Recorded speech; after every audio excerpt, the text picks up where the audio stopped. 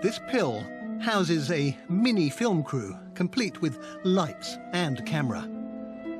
It will take pictures 3 times a second and transmit them to screens here in the Science Museum via sensors on my body. So, Michael, ready when you are. OK. You pop that into your mouth. Food can take up to 3 days to travel through the gut.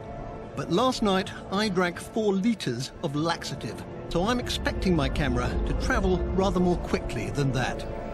Anytime you swallow food, the esophagus will be able to tell that there's a force on its wall, and that initiates the process of contraction of the muscle to try and push it further down. So this black hole here, soon you'll see the capsule passing into the stomach. Here it goes. Ooh, there it goes. Down here, it's a cavernous, alien landscape. And you can see some white blobs of porridge I ate for breakfast. I'm going to test the powers of my digestive system by feeding it a substantial meal. With a big meal of steak and chips inside me, my stomach has expanded. The average human stomach can expand from the size of a small apple when it's empty to about 2 litres when full. The camera has now been travelling inside me for over 4 hours and embarked on the longest part of its journey. The tight folds on the wall of the small intestine are mixing and churning my mushed-up food in a corkscrew motion. Digestive enzymes from the pancreas and gallbladder flood the area.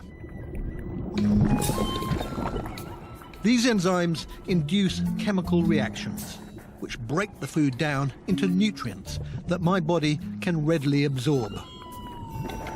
So on the folds here, on the folds of the small bowel, you can see the finger-like projections of the small bowel lining, which are called villi, and what they do is to increase the surface area of the small bowel hugely.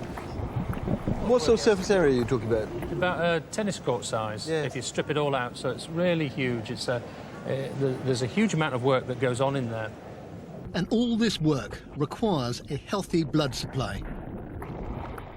As I'm lying here digesting my steak and chips, 1/3 of my body's blood is being diverted away from my extremities and towards the action in my guts. And as this blood rushes through the vessels in the wall of my small intestine, it's picking up digested nutrients and transporting them all over my body. It's been almost 9 hours since I swallowed the camera and began life as a museum exhibit. We're at the outer reaches of this alien world. The large intestine, or colon. The camera has travelled over 5 meters through my guts. You can see that the lining of the colon is very much flatter and whiter than the small bowel. And you can see the little blood vessels running through very, very clearly in colon. Through the flatter, wider surfaces of the colon, water is being drawn out from what remains of my food. You have some slightly more formed material in there. That's Mark's polite way of saying that what we're looking at is feces.